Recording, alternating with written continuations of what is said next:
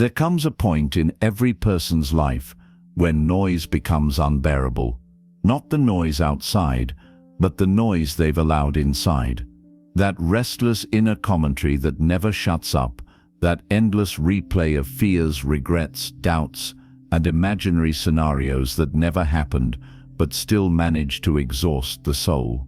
People think they're tired because they work too much. They're wrong. Most people are tired because they have never learned to turn off the inner chaos. A silent mind is not born, it is built. And if you don't build it, your own thoughts will become your prison. What follows is not a feel-good message or a spiritual lullaby. It is a manual, a discipline, a blueprint for taking control of the one battlefield you can never walk away from: your own mind. Chapter 1: The War Within. Most people go through life assuming their mind is some neutral companion walking beside them. They think their thoughts represent logic, reason, clarity. They think mental activity is harmless because it's invisible, but the truth is far sharper. The mind can be violent, not in the physical sense, but in the relentless, exhausting way it attacks you with doubt, fear, tension, and noise. It pushes you into overthinking, drags you into regret, pulls you into imaginary futures, and overwhelms you with concerns that never needed your attention in the first place. A thought can ruin your mood, poison your confidence, sabotage your plans, and you didn't even invite it. This is what people fail to understand. The mind is not naturally peaceful. Its default setting is chaos. The real war is not fought in the world outside you. It's not about circumstances or other people. The real war happens inside your skull, every single day. That war is between your deeper intelligence and the restless, untrained machinery that fires thoughts on autopilot. You can be sitting in a peaceful room with no pressure, no danger, no noise, and yet feel overwhelmed because the mind refuses to be quiet. It doesn't wait for your permission. It doesn't care about your intentions or your goals. It reacts on its own terms. Before you even decide how you feel, the mind has already created a story, filled it with emotion, and forced you to live inside it. This inner conflict begins the moment you mistake your thoughts for truth. Most people never pause long enough to question what their mind is telling them. A thought appears, and they accept it instantly. Worry shows up, and they bow to it. Insecurity pops up, and they obey it. They treat every mental whisper like a command. And when you obey your thoughts without examination, you hand them authority they never earned. Mental discipline begins when you recognize this pattern and challenge it. A thought is not an instruction. It's not a fact. It's not a reflection of reality. A thought is an event, temporary, random, often ridiculous. Your mind throws thoughts at you the way a storm throws leaves in every direction, without intention, without intelligence, without precision. Most of the thoughts you experience in a single day are noise, background chatter, leftover fragments from memory, fear, habit, and imagination. Yet people let these fragments shape their identity, their decisions, their emotional state, and their entire belief system. That's how dangerous unconscious thinking becomes. A silent mind does not mean an empty mind. It means a mind that no longer controls you through noise. Silence begins the moment you stop surrendering to every thought. You don't fight them, you don't suppress them, you don't argue with them, you simply stop assigning them power. The mind can generate 1,000 thoughts, but you decide if even one of them matters. That decision is the difference between peace and chaos. To reach that point, you must understand something crucial. The mind is not you. It is a tool, a mechanism, a biological machine evolved to predict threats, solve problems, and keep you alive. But the modern world overstimulates this machine. It pushes it far beyond what nature designed it for. So your mind tries to protect you from dangers that don't exist. It invents problems to stay busy. It amplifies harmless situations into emotional emergencies. It reacts to imagination as if it were reality. If you don't establish boundaries with this machine, it becomes a tyrant. A mind without discipline will dominate you. It will decide how you feel, how you behave, how you sleep, how you perceive yourself. It will drag you into spirals that you don't know how to escape. It will replay old pain, anticipate new pain, and hide any possibility of peace. It becomes the loudest voice in your life and the least reliable. On the other hand, a disciplined mind becomes a servant. It works when you need it to, and it rests when you tell it to. It helps you focus instead of distracting you. It helps you think clearly instead of drowning you in noise. It supports your goals instead of sabotaging them. Discipline doesn't silence the mind by force. It silences the mind by authority. When you build discipline, the mind listens. The first step to gaining that authority is awareness. You must start noticing how many thoughts arise without your permission. Notice how many of them are unnecessary. Notice how quickly the mind turns a small concern into a crisis. People often think their problems are external, but most of the suffering they experience comes from the stories the mind creates around those problems. It's not the event, it's the interpretation. It's not the circumstance, it's the narrative. The mind attaches meaning, exaggeration, fear, and judgment to everything. And because you've never questioned this process, you assume the mind is accurate. Once you see this clearly, the war within becomes less confusing. You realize you're not fighting your thoughts. You're fighting your attachment to them. You're fighting the habit of obeying them. You're fighting the illusion that every thought deserves your attention. Mental silence is not achieved by pushing thoughts away. It's achieved by refusing to kneel before them. The mind will continue to generate noise. That is its nature. Your job is to weaken your relationship to the noise so that it no longer dictates your life. A thought can appear, but it doesn't need to be believed. It can pass by, but it doesn't need to be entertained. With practice, the mind becomes something you observe rather than something you are controlled by. When you finally separate yourself from the mind, the war shifts. Instead of being its victim, you become its commander. Instead of being dragged around by fear, you confront fear. Instead of drowning in mental noise, you rise above it. This is the beginning of a silent mind, when you no longer confuse mental activity with identity. When you no longer allow random thoughts to shape your character or your destiny. When you understand that peace is not the absence of thought, but the absence of submission. This is the war within, and the moment you recognize that the mind is a tool, not a master, you've already won the first battle. Chapter 2: The Architecture of Inner Noise. Inner noise is not random. It feels random, but it isn't. It follows patterns, and those patterns reveal exactly why your mind refuses to be silent. Noise has a structure, a design, a blueprint built over years of unconscious habits. Most people never study this structure, so they remain trapped inside it, thinking their mental chaos is simply who they are. That's the first lie. The second lie is believing noise is too powerful to change. It isn't, but you can't fix something you never take the time to understand. To understand inner noise, you have to start with its root causes. The mind doesn't generate endless thoughts for entertainment. It generates them out of fear, and the fears are almost always the same. Fear of loss, fear of judgment, fear of the unknown. These three forces shape the majority of your mental turmoil. Fear of loss creates constant anxiety because the mind is obsessed with protecting what you have: relationships, reputation, money, opportunities, status. Even when nothing is wrong, the mind imagines scenarios where everything falls apart.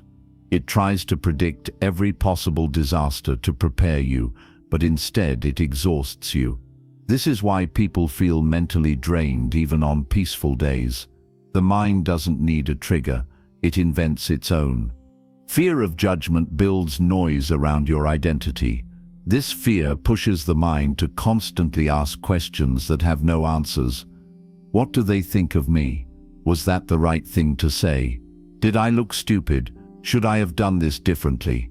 The mind keeps replaying social interactions, rewriting them, reanalyzing them, all to avoid embarrassment that already passed. And because this fear never gets resolved, the noise grows louder. Fear of the unknown might be the strongest generator of noise. The mind cannot tolerate uncertainty, so it tries to fill it with theories, possibilities, assumptions, and predictions. The more uncertain your future feels, the more the mind tries to solve it. But uncertainty cannot be solved, it can only be navigated. When the mind tries to eliminate uncertainty, it ends up drowning you in imaginary problems. These three fears create the foundation of your inner noise, but the structure becomes worse when you fail to create internal order. When you don't define your values, priorities, and boundaries, the mind panics. A directionless life always creates a noisy mind. Silence requires clarity. Noise thrives in confusion.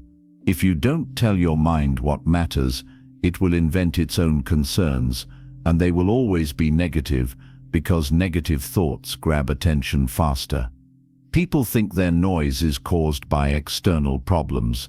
They blame work, stress, relationships, finances, environment, but internal noise existed long before any external problem appeared. It has been there since childhood, shaped by experiences, environment, and habits you absorbed without awareness. Every chaotic household creates a chaotic mind. Every unpredictable parent creates a fearful mind. Every unstable environment creates an overthinking mind. You didn't choose these patterns, but you are still living inside them. Inner noise is also amplified by overstimulation. Your brain was not designed to handle thousands of pieces of information every day, yet you expose it to endless notifications, scrolling, opinions, arguments, entertainment, and noise. The mind becomes overloaded, and when it's overloaded, it loses the ability to settle. A mind constantly fed stimulation becomes allergic to stillness. It treats silence like danger because silence feels unfamiliar. And this is where the deeper problem lies. When silence feels uncomfortable, noise becomes your normal state. You start believing you need background stimulation to feel okay. Music, screens, conversations, distractions, anything to avoid being alone with your mind. But every distraction you rely on strengthens your dependence on noise, making silence even harder to achieve. Another key layer in the architecture of noise is emotional residue. Unprocessed emotions don't disappear. They harden, they bury themselves in the mind, and wait for moments of weakness to resurface as overthinking, irritability, fear, or numbness. Every unresolved conflict, every buried memory, every denied feeling becomes fuel for mental noise. The mind keeps recycling old emotional material because it doesn't know where to put it. If you don't process your internal experiences, they become clutter, and clutter always creates noise. The architecture becomes even more destructive when your mind loses trust in you. Yes, the mind needs to trust its owner. When you break promises to yourself, procrastinate, avoid responsibility, or run from challenges, the mind concludes you are unreliable. So it overreacts. It tries to control everything because it no longer trusts you to lead. That creates mental chaos. A silent mind requires internal trust. When you consistently do the things you say you will do, the mind calms down. It doesn't need to worry because it recognizes competence. You rebuild trust by taking ownership, by doing small things consistently, by proving through action, not intention, that you are capable of handling your own life. When the mind sees structure, it relaxes. When it sees chaos, it panics. Noise also grows from repetition. Whatever you think frequently becomes your default mental loop. If you constantly worry, your mind becomes good at worrying. If you constantly compare yourself, your mind becomes addicted to comparison. The mind strengthens whatever you practice. Most people practice noise without realizing it. They feed it, they rehearse it, they reinforce it, then they wonder why it's so loud. To change the architecture of noise, you must disrupt these loops. You must interrupt long-standing patterns. You must refuse to rehearse fears the same way you've always done. Noise does not disappear by accident. Silence is a deliberate construction. And here is the hard truth. You will not silence your mind overnight. You didn't build the noise in a day. You built it through years of unconscious conditioning. But the moment you see the architecture clearly, its power weakens. Noise thrives in the dark. The moment you shine awareness on it, the structure begins to crack. A silent mind is not achieved through escape. It is achieved through understanding. When you understand the architecture of your inner noise, its roots, triggers, habits, and emotional residue, you stop being controlled by it. You stop mistaking it for truth. You stop living inside the chaos. And you begin to see silence not as a distant dream, but as a skill you can build, one decision at a time. Chapter 3. The practice of deliberate stillness. Stillness is one of the most misunderstood skills in human life. People confuse stillness with laziness, emptiness, or doing nothing. They assume silence means the mind has magically turned off. That's not how it works. Stillness is not passive. It is not a natural state your mind will drift into on its own. It is a discipline, a deliberate act, an intentional confrontation with the internal noise you've been avoiding for years. When you sit in stillness, the first thing you will notice is resistance. The mind hates stillness because stillness exposes how chaotic it really is. When you finally stop moving, chasing, scrolling, or distracting yourself, you come face to face with the true condition of your mind. And most people run from that moment. They label stillness as boring because they don't want to admit they're uncomfortable with their own thoughts. They label it difficult because they've never trained for it. Stillness is not the problem. Their untrained mind is. The first truth you must accept is that your mind will fight you. When you sit in silence, thoughts will fire like sparks, random memories will surface, emotions you haven't dealt with will rise, imagined worries will appear out of nowhere. The mind panics because it is not used to being observed, it is used to being followed. So the moment you try to watch it from a distance, it reacts like anything untrained. It resists, it pushes back, it tries to take control again. This is normal, and this is exactly where discipline begins. Deliberate stillness is the practice of watching the mind without being dragged by it.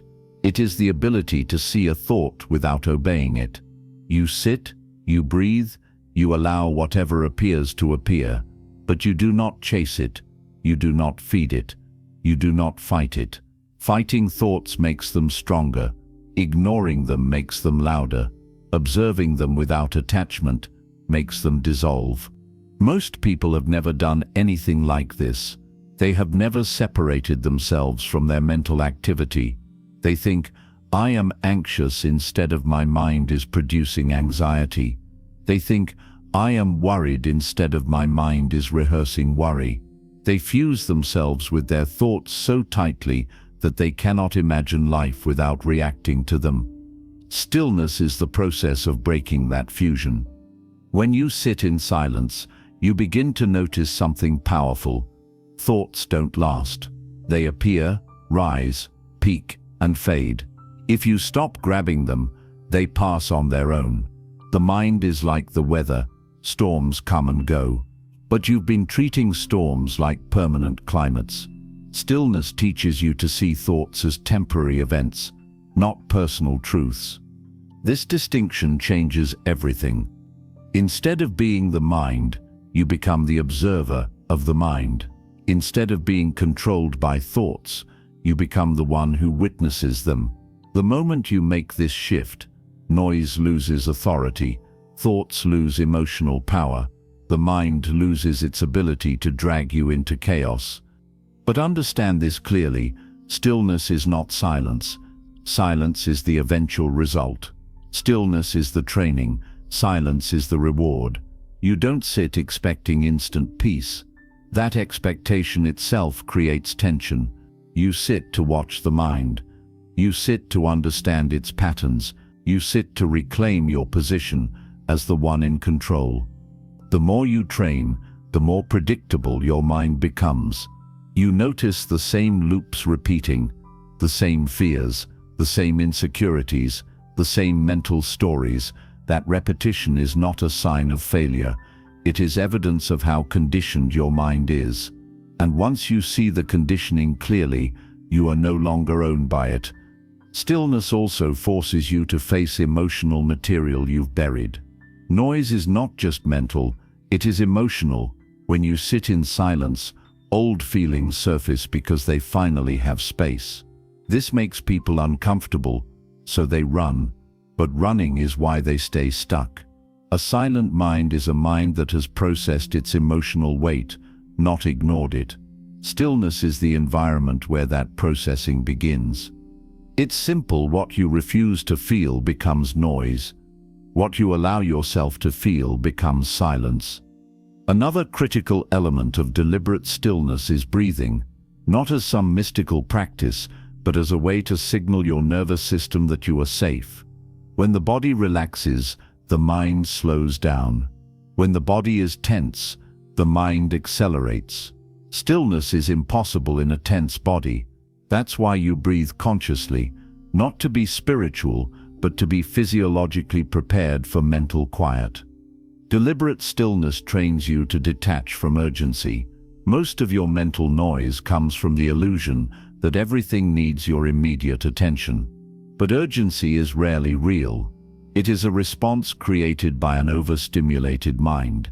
When you sit in stillness, you challenge that urgency. You refuse to respond. You choose to do nothing in a moment that feels like everything. This is how you regain control. Stillness also rewires the brain's relationship with discomfort. At first, silence feels unfamiliar, but as you continue practicing, silence becomes grounding. It becomes clarity. It becomes strength. Eventually, silence becomes the mind's natural resting state, not noise. People assume the mind must be trained to become active. That's easy. The real training is teaching the mind how to rest. And here's the deeper truth: a mind that cannot rest cannot think clearly. Silence is not the opposite of intelligence. Silence is the foundation of intelligence. Great ideas arise from quiet. Insight comes from quiet. Emotional control comes from quiet. Focus comes from quiet. Any mind that is loud all the time is a mind that has lost its ability to think deeply. Stillness sharpens the mind. It burns away unnecessary thoughts. It exposes what truly matters. It reveals what is real and dissolves what is imagined. A person who practices stillness becomes emotionally stable, mentally resilient, and incredibly aware. Not because they eliminate thoughts, but because they no longer bow to them. Silence is built through repeated stillness. You sit today, and the mind is chaotic. You sit tomorrow, and it is slightly less chaotic. You sit next week, and it becomes manageable. Eventually, the mind understands that you are in charge. And once the mind accepts this, it stops fighting you.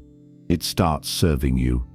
This is the practice of deliberate stillness, the daily discipline of watching your mind until your mind stops controlling you.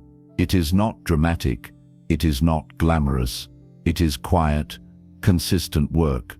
But it is the foundation of every silent mind, every strong mind, every free mind. Chapter 4. Breaking the habit of self-inflicted suffering. There is a harsh truth most people never want to admit. A large portion of their suffering is self-created, not intentional, not malicious, but habitual. People don't realize how often they wound themselves with their own thoughts. They replay painful moments long after they're over. They amplify small mistakes into personal catastrophes. They anticipate problems that will never happen. They punish themselves for expectations no one else even placed on them. And after years of doing this, they start to believe that suffering is simply part of their personality. It isn't. It's a habit, one you've practiced for so long that it feels natural. A mind that has never been trained to rest will search for pain. It will dig into the past, pull out old embarrassments, and relive them. It will invent worst-case scenarios and force you to emotionally experience things that haven't even occurred. Your mind becomes both the storyteller and the torturer. And the worst part is that you think this is normal. You think everyone must suffer internally at this intensity. The truth is simpler. You've never learned how to stop feeding your mental pain. Self-inflicted suffering thrives on attention. The more you engage with a negative thought, the more vivid it becomes. The more you replay an old memory, the more emotional weight it gains. The more you believe a fear, the more real it feels. Your mind is not trying to hurt you. It is following training. If you've spent years reacting to negative thoughts, you've taught your mind that negativity is important, so it keeps producing more. You didn't choose this habit consciously, but you maintain it unconsciously. Breaking this pattern begins with responsibility. You cannot control the first thought that appears, but you are absolutely responsible for what happens next. If a painful memory surfaces, you don't have to dive into it. If an anxious scenario appears, you don't have to participate. If a self-critical voice begins speaking, you don't have to believe it. But after years of obeying these thoughts, you've forgotten that you have any choice. A negative thought is only as powerful as the attention you give it. The mind creates suffering, your attention sustains it. When you withdraw attention, the thought weakens. When you ignore its invitation to spiral, the thought dies. This is not resistance, this is discipline. Resistance is when you fight the thought. Fighting keeps it alive. Discipline is when you refuse to engage. Refusing engagement starves it. To break the habit of suffering, you must also identify where your mind learned it. Many people grew up in environments filled with stress, unpredictability, or emotional instability. When you grow up watching adults worry non-stop, blame themselves, or react emotionally to every situation, you unconsciously adopt the same mental patterns. The mind assumes that suffering equals safety, because suffering was the emotional atmosphere you were conditioned into. This is why, even when life becomes peaceful, your mind doesn't know how to relax. Peace feels suspicious. Silence feels uncomfortable. Calm feels unnatural. So the mind creates drama internally because it's more familiar than peace. You replay painful memories because your mind thinks that staying alert to pain will protect you from future hurt. You rehearse disasters because your mind thinks preparing for pain will somehow reduce it. But this is false protection. It's survival mode in a life that no longer requires it. Habits formed in fear only produce more fear. To break them, you must rebuild the mind's relationship with safety. You do this by proving to yourself, consistently, that not every thought deserves your reaction. Over time, the mind realizes that the world is not as dangerous as it assumed. It learns that emotions can pass without being acted upon. It learns that stillness is not a threat. This process rewires the emotional architecture that kept you stuck in suffering. Another source of self-inflicted pain is perfectionism.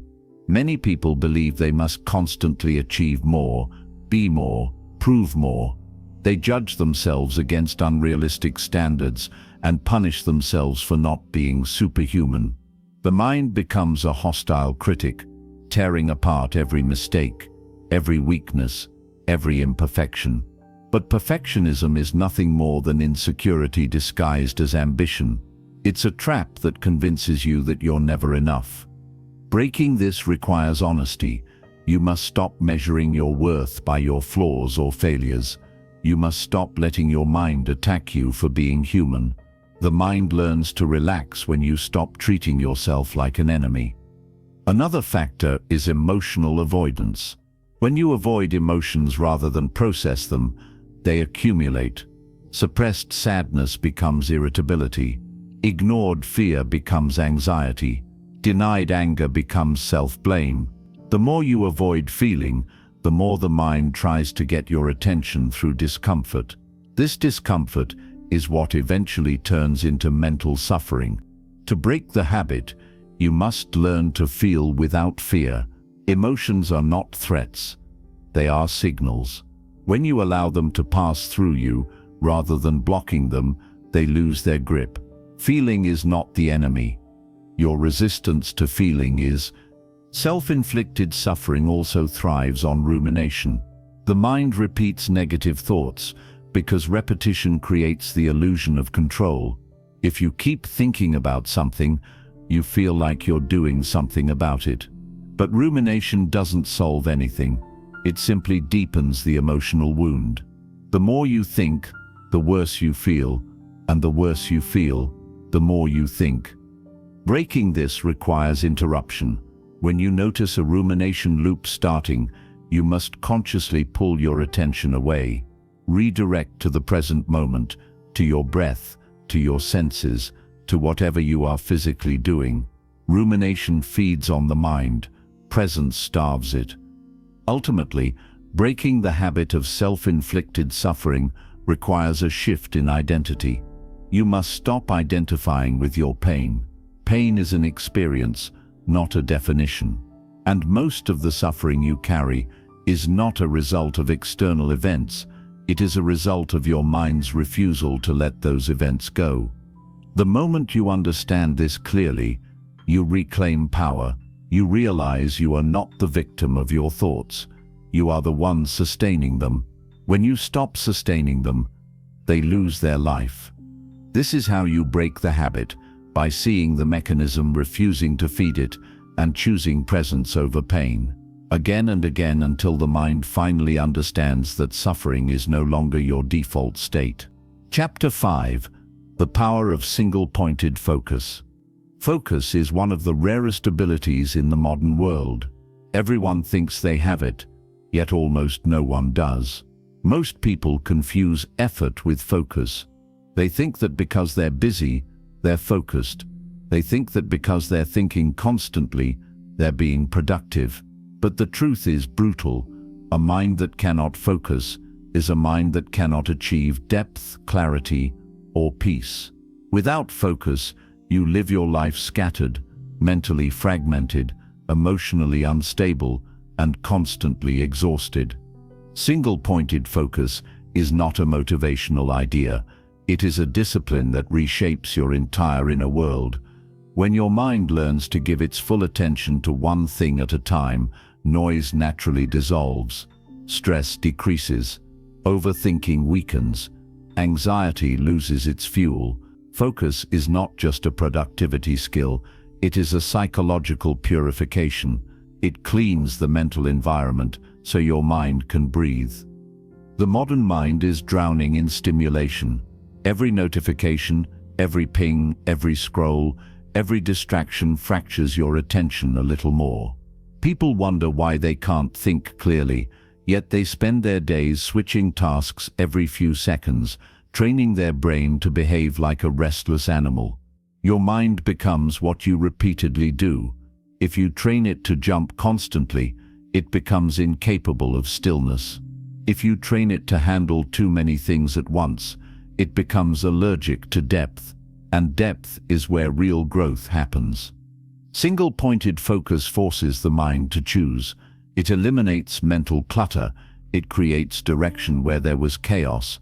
But to practice it, you must understand something extremely important. The mind hates focus at first. It resists it. It gets bored. It gets restless. it tries to escape. This is because your mind is addicted to stimulation. You've conditioned it to crave constant dopamine spikes.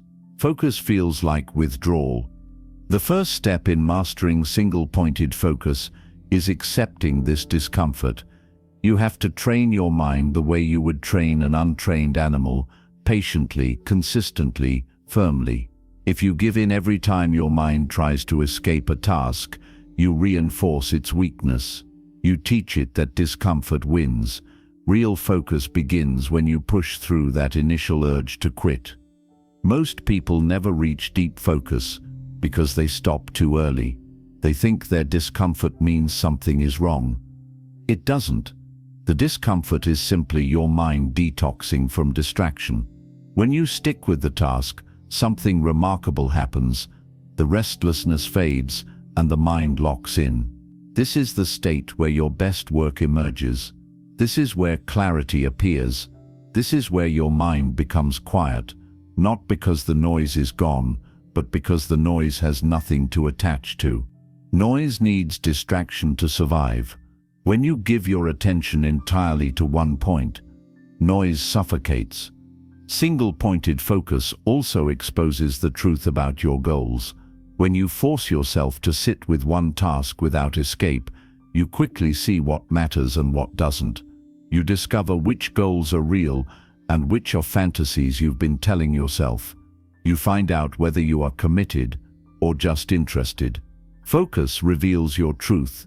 It strips away excuses and exposes your actual discipline. A scattered mind will never build a meaningful life. Scattered minds create scattered results. Focused minds build empires internally and externally. Another powerful effect of single-pointed focus is emotional regulation. When you train your mind to stay with one task, you are also training it to stay with one emotion. This means you become less reactive. You stop jumping from one emotional state to another. You stop letting small triggers destabilize you. When the mind learns to hold attention steady, it also learns to hold emotions steady. This is why focused people tend to be calmer. Their internal rhythm is not constantly being broken. But perhaps the most important benefit of single-pointed focus is the silence it creates. When you concentrate deeply on one thing, the mind has no space left to generate unnecessary thoughts. The chatter slows, the noise drops, the internal storm quiets. You don't silence the mind by commanding it to be quiet. You silence it by giving it full engagement. Focus is the bridge between chaos and calm. However, achieving this level of focus requires sacrifice. Not dramatic sacrifice, just honest, daily choices. You must be willing to remove distractions that don't serve you. You must be willing to put your phone away. You must be willing to sit with discomfort instead of escaping it. Focus demands boundaries. Without boundaries, the world will steal your attention piece by piece. You also have to understand that multitasking is a lie. The human mind cannot focus on two things at once. It can only switch rapidly, and every switch costs energy, clarity, and time. When you multitask, you're not being efficient. You're weakening your cognitive sharpness. You're teaching your brain to stay shallow. A shallow mind is noisy because it has no anchor. A focused mind is silent because it is anchored. Practice single-pointed focus in small doses. Pick one task. Set one intention. Give it your full attention, as if your life depends on it. When the mind wanders, bring it back without frustration. This act, bringing it back, is the training. Every time you do this, you strengthen your mental muscles. You regain authority over your thoughts. Over time, something surprising happens. The mind begins to crave focus. What once felt uncomfortable becomes comforting. The depth becomes enjoyable. The clarity becomes addictive. Noise becomes irritating. Distraction feels like pollution. This is when you know your mind is changing. This is when you transition from being controlled by your thoughts to being able to direct them. Focus doesn't just shape your mind, it shapes your identity. A person who can focus becomes someone who follows through, someone who finishes what they start, someone who thinks clearly, someone who moves with intention rather than impulse. This identity shift transforms not just your mental world, but your entire life. A silent mind is a focused mind. A focused mind is a powerful mind, and a powerful mind is a disciplined mind. Single-pointed focus is not about working harder, it is about working deeper, mentally, emotionally, and spiritually. It is about reclaiming your attention from the endless noise of the world and directing it toward what truly matters. The moment you master this discipline, you stop living reactively, you stop chasing distractions, you stop drowning in mental clutter. You begin to build your life consciously, intentionally, with clarity and quiet strength. This is the power of single-pointed focus. It turns the mind from a chaotic force into a precise instrument.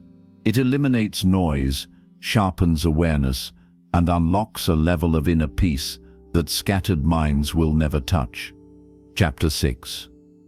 Protecting your mental frontier. A silent mind cannot exist inside a noisy life. You can train your mind, discipline your thoughts, and practice stillness every day, but if you surround yourself with chaos, you will eventually absorb it. The mind is not invincible. It is porous. It is influenced. It adapts to whatever environment you place it in. Your inner world is shaped slowly but powerfully by the outer world you choose. People underestimate this truth. They assume mental noise comes from within, but much of it enters from the outside. The conversations you engage in, the media you consume, the people you associate with, the environments you live in, the habits you tolerate, these things penetrate your psychological space and reshape your mental landscape. If you let the wrong influences near your mind, you end up fighting battles you didn't create. Protecting your mental frontier means becoming ruthless about what you allow to touch your inner world. This begins with people. Human beings absorb emotional states from each other. Anxiety spreads, negativity spreads, insecurity spreads. The mind picks up patterns from the people you spend the most time with. Sit around people who complain constantly, and your mind starts scanning for things to complain about. Sit around people who fear everything, and your mind becomes hyper-alert, expecting danger everywhere. Sit around confused, unfocused, chaotic individuals, and your mind becomes just like theirs. Most people don't like hearing this because it forces them to acknowledge something uncomfortable. Some of their suffering is inherited from their environment. If you keep people in your life who drain you, disrespect you, discourage you, or emotionally exhaust you, you are not being loyal, you are being self-destructive. Protecting your mental frontier requires boundaries. And boundaries are not walls, they are filters. They allow in what nurtures you and keep out what destroys you. You don't need to hate anyone. You don't need to fight anyone. You simply stop giving front row access to people who don't deserve it. The next layer is information. The human brain was not built to handle the volume of information the modern world throws at it. Endless scrolling, dramatic news cycles, emotional content, arguments, opinions, gossip. This is mental pollution. Every piece of information you consume becomes an internal vibration. The mind tries to process it, store it, interpret it, and fit it into your worldview. And when the information is chaotic, your inner world becomes chaotic. You cannot expect a calm mind while feeding it a diet of noise. You cannot build silence while consuming conflict. You cannot build discipline while indulging in distraction. Every piece of information you allow into your mind either strengthens you or weakens you. There is no neutral input. Protecting your mental frontier means becoming extremely selective about what you consume. You don't watch whatever appears on your screen. You don't engage with content that provokes unnecessary emotion. You don't allow the digital world to hijack your attention. You consume intentionally, deliberately.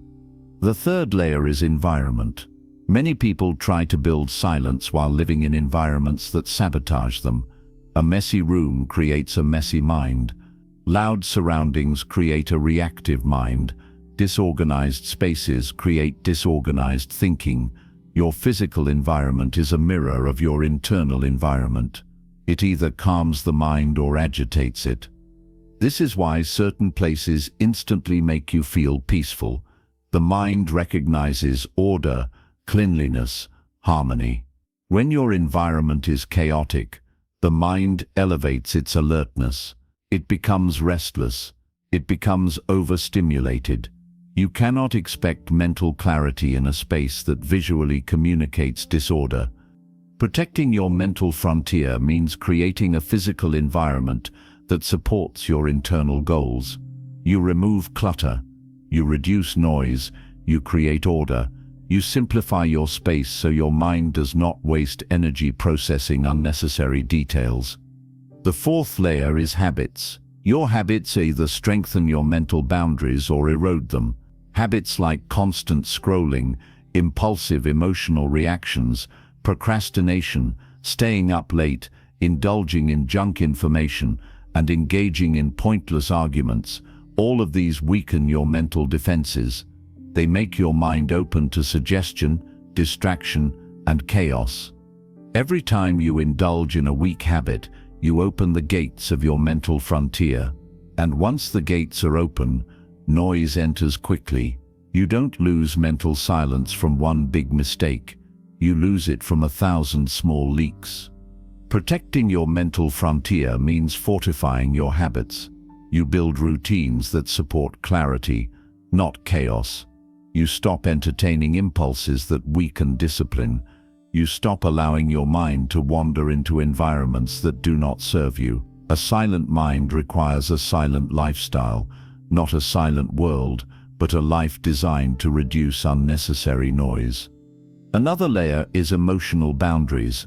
Many people let the emotions of others invade their inner world.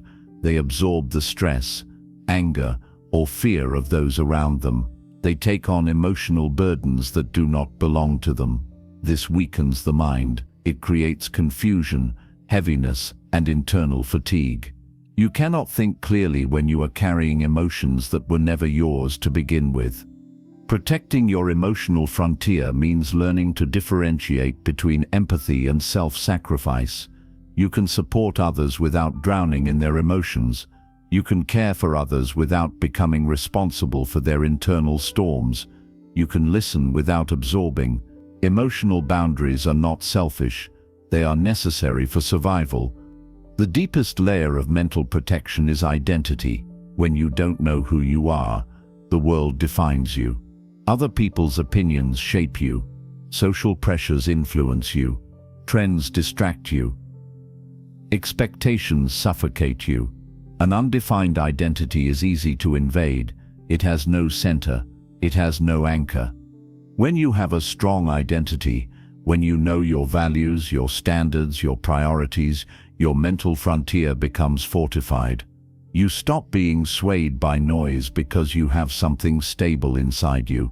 You have a direction. You have self-respect. You have internal solidity. Protecting your mental frontier requires clarity.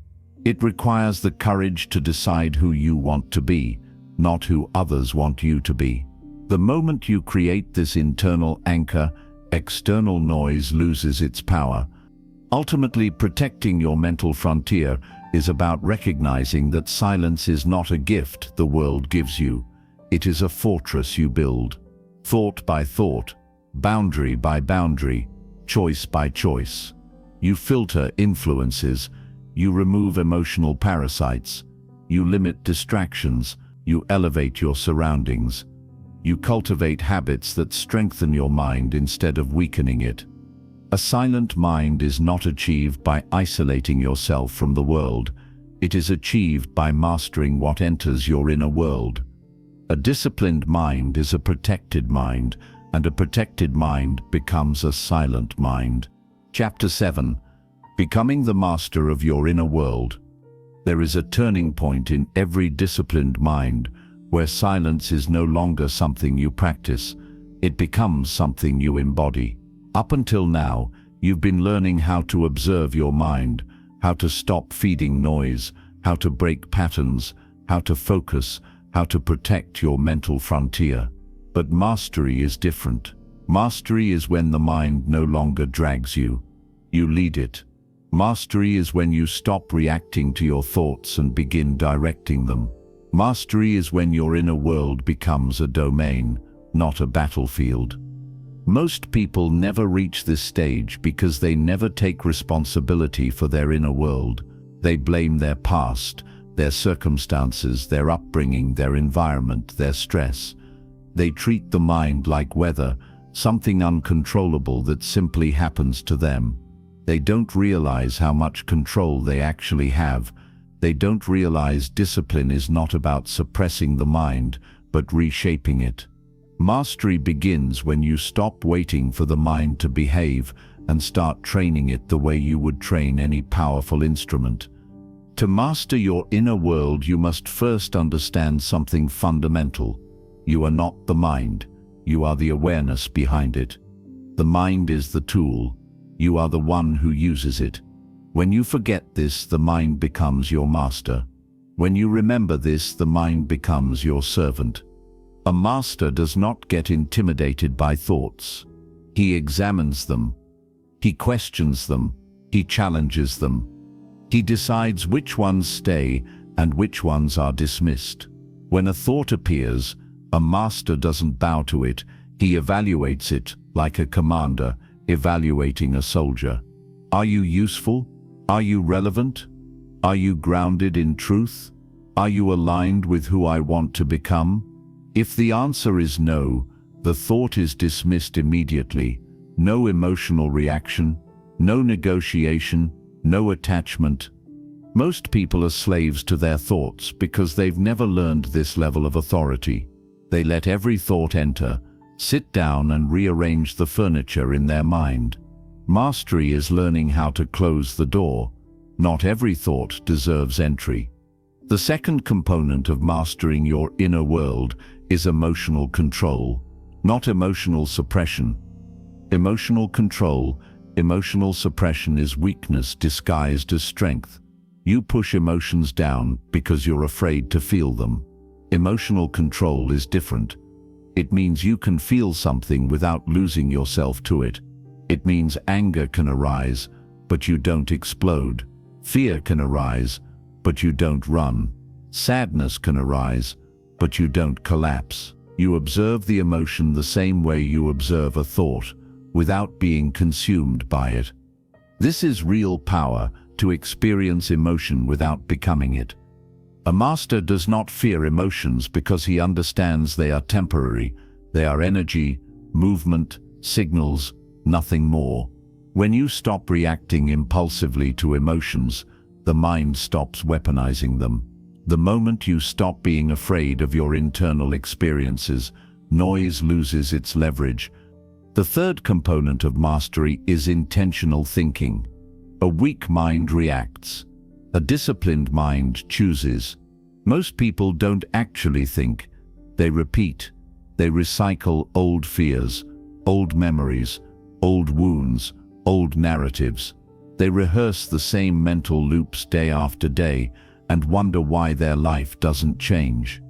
Intentional thinking is the opposite of mental autopilot. It is directing your thoughts toward clarity, solutions, growth, and purpose. It is consciously choosing what to focus on, what to build, what to imagine. A master uses the mind to create outcomes, not to sabotage them. The mind becomes a strategic weapon, not a chaotic force. This requires practice. You start small. You choose one thought to hold. You choose one intention to guide your actions. You choose one narrative to reinforce.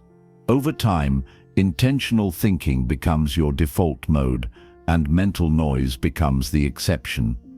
The fourth component of mastery is internal consistency, doing what you say you will do. Every time you keep a promise to yourself, the mind learns to trust you. Every time you break a promise, the mind learns to doubt you. A mind that doubts its owner becomes chaotic. It tries to over-control, overthink, and overreact because it does not feel safe in your hands. The fastest way to achieve internal mastery is simple. Stop lying to yourself. Don't make promises you won't keep. Don't set goals you don't intend to pursue. Don't speak plans you never act on. Consistency is psychological power. When your mind knows that your words equal action, it relaxes, it stops panicking, it stops doubting, it finally follows your lead. The fifth component of mastery is defining your identity. Noise thrives in confusion. When you don't know who you are, every opinion affects you. Every insult wounds you. Every setback breaks you. You react to everything because you have no internal anchor. A master has an identity built on values, not emotions. Values do not shift. Emotions do. When your identity is grounded in clarity, who you are, what you stand for, what your principles are, the mind aligns with this structure. You act like the person you have decided to be, not the person your mood tries to turn you into. Identity creates stability. Stability creates silence. Silence creates power. The sixth component of mastery is conscious detachment. Not coldness, not indifference, detachment. The ability to engage with life fully, but not cling to it mentally. When you cling to outcomes, people, expectations, or stories, the mind becomes frantic. It becomes obsessed with control. It begins projecting fears and imagining disasters. Attachment creates noise. Detachment creates freedom. It means you can want something without needing it to feel whole. You can love someone without losing yourself. You can pursue goals without tying your worth to the outcome. You can fail without collapsing. This level of detachment calms the mind because nothing threatens your identity. Nothing has the power to destabilize you. The final component of mastery is presence. Noise lives in the past and the future. The mind rarely creates chaos in the present moment. Mastery is learning how to return to the present with intention. When the mind drifts into fear, you bring it back. When it drifts into regret, you bring it back. When it drifts into fantasy, you bring it back. Presence is not passive, it is an aggressive reclaiming of your mental space. Mastery is built through repetition. Every time you choose stillness over impulse, you gain ground. Every time you choose focus over distraction, you gain ground. Every time you choose clarity over chaos, you gain ground. The mind observes your choices, and eventually it yields. This is the moment where everything changes, when the mind stops fighting you. When it realizes you are the authority. When it understands it no longer has permission to run wild. At this point, silence is not something you chase. It becomes the natural state of your being. Mastery is not perfection. It is ownership. Ownership of your thoughts, your emotions, your narrative, your habits, your identity, your presence. The world outside may remain chaotic, unpredictable, and loud, but inside there is order, there is clarity, there is space, there is silence. This is what it means to become the master of your inner world, to sit at the center of your mind like a quiet, unmoving anchor, while everything else becomes weather, passing, temporary, powerless. When you reach this level, you no longer fear your thoughts. You no longer negotiate with doubt.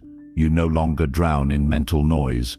You walk through life with a quiet strength that cannot be shaken. And in that silence, the silence you built, the silence you earned, you discover the mind's true nature. It was never the enemy. It was waiting for direction. And now, finally, it has won. Chapter 8. The silence that redefines your life. There comes a point on this journey where silence stops being a technique and becomes a way of living. Up until now, you've been learning how to calm your mind, direct your thoughts, protect your mental space, and discipline your focus. But there is a deeper layer that only reveals itself after mastery, the transformation of how you experience your entire life. Silence is not just the absence of noise, it is the presence of clarity. A different way of seeing, a different way of understanding yourself and the world around you. When the mind becomes quiet, your perception shifts. You stop living through layers of fear, memory, and projection. You start seeing reality without distortion. Silence becomes a lens, one that reveals what was always there, but buried under mental debris. The first transformation is the collapse of overreaction. Most suffering does not come from events. It comes from the mind's commentary about events. When the mind is loud, every inconvenience becomes a crisis. Every mistake becomes a failure. Every challenge becomes a threat. The mind inflates everything because it needs something to feed on. When silence becomes your baseline, this inflation stops. A problem appears as it is, nothing more. A setback becomes feedback. A conflict becomes information. You stop adding emotional noise to events. You stop narrating catastrophes that don't exist. You stop creating stories that amplify your suffering. You respond instead of react. You see clearly instead of panicking. This one shift alone can change the entire trajectory of your life. The second transformation is emotional independence. Most people don't realize how much their emotional state depends on external factors, validation, opinions, outcomes, circumstances. They hand over their peace to anything that moves. They let other people's moods shape their day. They let unpredictable events decide their emotional temperature. When your mind becomes silent, you reclaim ownership of your emotional life. You stop depending on external stability because you have internal stability. Silence becomes a foundation, a baseline, a home. You can feel disappointment without collapsing. You can feel uncertainty without spiraling. You can feel pressure without crumbling. Emotional independence is not emotional numbness. It is emotional strength, and it is born only in a quiet mind. The third transformation is inner strength. Real strength is not loud. Loudness is insecurity disguised as confidence. Noise is the mind overcompensating for a lack of direction. When silence grows within you, you no longer need to prove yourself. You no longer need to argue, defend, or convince. You no longer need attention to feel validated. You no longer chase what is unstable. Strength becomes quiet. Confidence becomes calm. Power becomes subtle. This is the strength that cannot be threatened, because it does not depend on anything outside you. The fourth transformation is presence. When the mind is loud, you exist everywhere except where you are. You're in the past, dissecting old wounds. You're in the future, manufacturing fears. You're in fantasies, illusions, predictions, regrets. Your body is here, but your mind is scattered across timelines. Silence brings you back. It roots you in the moment. You begin to taste your life instead of rushing through it. Conversations become richer. Experiences become fuller. Time slows down because your attention is no longer fractured. Presence is one of the greatest gifts. Silence gives you, and it is impossible to experience with a chaotic mind. The fifth transformation is identity clarity. When noise fades, you start to see yourself as you truly are, not as society shaped you, not as old wounds defined you, not as fear trained you. The real you, the one beneath noise, trauma, expectation, and conditioning, begins to emerge. Silence reveals your true preferences, your true values, your true goals. You stop wanting what the world told you to want. You stop pursuing paths that were never yours. You stop living out inherited patterns. Your life shifts from reaction to intention. A silent mind reintroduces you to yourself. The sixth transformation is decisiveness. Noise creates confusion. Overthinking creates paralysis. A loud mind produces hesitation because it shows you too many paths at once, too many outcomes, too many interpretations. You freeze because the mind overwhelms you with possibility. When silence grows, the fog lifts. Decisions become clear. You know what to choose because you can finally hear your deeper intelligence, the intuition that was always there but drowned under noise. Decision-making becomes fast, clean, and aligned. You stop doubting yourself because the voice you hear inside is no longer distorted. This level of clarity is life-changing. The seventh transformation is peace. Not the soft, romanticized peace people fantasize about, real peace. The kind that allows you to remain steady in chaos. The kind that lets you experience difficulty without losing your center. The kind that cannot be taken from you because it does not depend on external conditions. Peace is not an emotion. It is an internal state built through discipline. It is the reward of a trained mind. It is the natural outcome of silence. The eighth transformation, the deepest of them all, is freedom. Freedom from mental slavery. Freedom from inherited fears. Freedom from compulsive thought. Freedom from the destructive loops you once believed were permanent. You stop being controlled by impulses. You stop being hijacked by fear. You stop being limited by past conditioning. A silent mind is a free mind, and a free mind creates a free life. But understand this clearly: mastery is not a final destination. It is a way of living. Silence requires maintenance. Boundaries require reinforcement. Discipline requires consistency.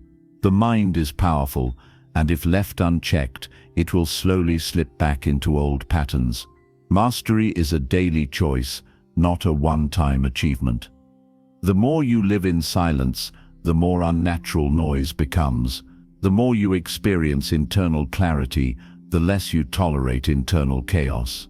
The more you practice presence, the more painful distraction feels. Your identity shifts, your internal standards rise, your patience deepens. Your emotional stability strengthens, your understanding of life evolves. Everything begins to change, not because the world changes, but because your mind does.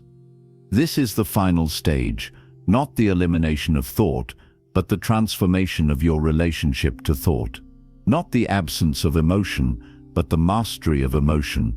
Not the denial of the world, but a new way of moving through it, consciously, calmly, powerfully. When you become the master of your inner world, you finally understand the truth that was hidden beneath all the noise.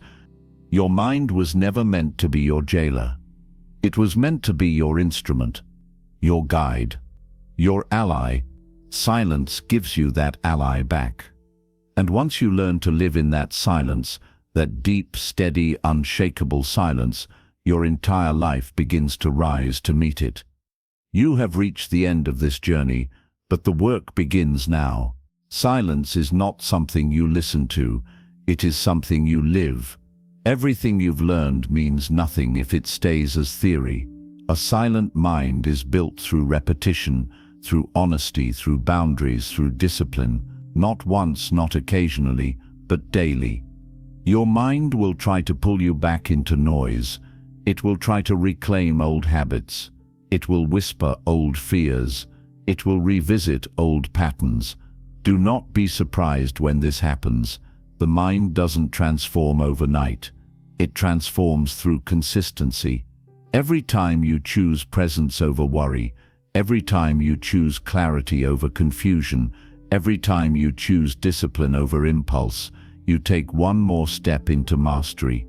Your inner world is your responsibility. No one will clean it for you. No one will protect it for you. No one will silence it for you.